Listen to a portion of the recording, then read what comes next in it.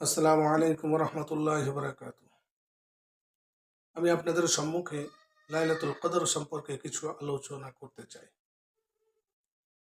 আল্লাহ রাব্বুল আলামিন তিনার পবিত্র জবানে তিনি ঘোষণা দিয়েছেন যে রমজানুল মুবারক মাসে এমন একটি রাত রয়েছে যে সেই রাতটি হলো 1000 মাসের থেকে উত্তম। বলুন সুবহানাল্লাহ। সেই রাতটি হলো লাইলাতুল কদর। আমাদের দেশে দেখা যায় আমরা শুধু 27 রাতেই শুধু আমরা কদরকে তালাশ করি, কিন্তু নবীজি বলেছেন তোমরা 20 রমজানের পরে যে বেজর রাত্রি রয়েছে সেই রাতে তোমরা লাইলাতুল কদর তালাশ করো।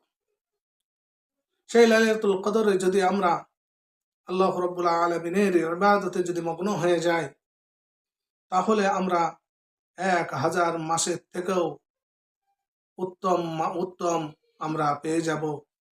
অর্থাৎ 84,000, কম বেশি 84,000 বছরের 84 বছরের থেকেও উত্তম হয়ে যাবে সেই রাতটি আমরা যদি পেয়ে যাই। আমার দিনদর্দি বন্ধুরা, আমরা দেখা যায় হায়াতে আমরা কতজন 100 বছর পর্যন্ত বাঁচি,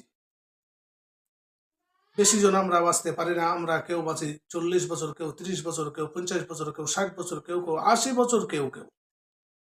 তাহলে যদি আমাদের জীবনে যদি আমরা ওই রাতটি যদি আমরা পেয়ে যাই, তাহলে আমাদের জীবন ধন্য হয়ে যাবে। আল্লাহর নবী সাল্লাল্লাহু তাআলা আলাইহি ওয়াসাল্লাম হাদিস পাকের মধ্যে বলেন, মান ইয়াকিমুল লাইলাতুল কদর মান সামা রমজানান ওয়া ঈমানান ওয়া ইহতিসাবান গফিরা লাহু মা তাকাদ্দামা মিন যামবি। নবীজি বলেন, লাইলাতুল কদরের রাত্রিতে কোনো ব্যক্তি যদি ঈমান ইয়াকিনের সঙ্গে খালিস নিয়তে সওয়াবের আশায় সে যদি আল্লাহর ইবাদত করে, আল্লাহ রাব্বুল আলামিন তার পিছনের সমস্ত গুনাহ মাফ করে দেন।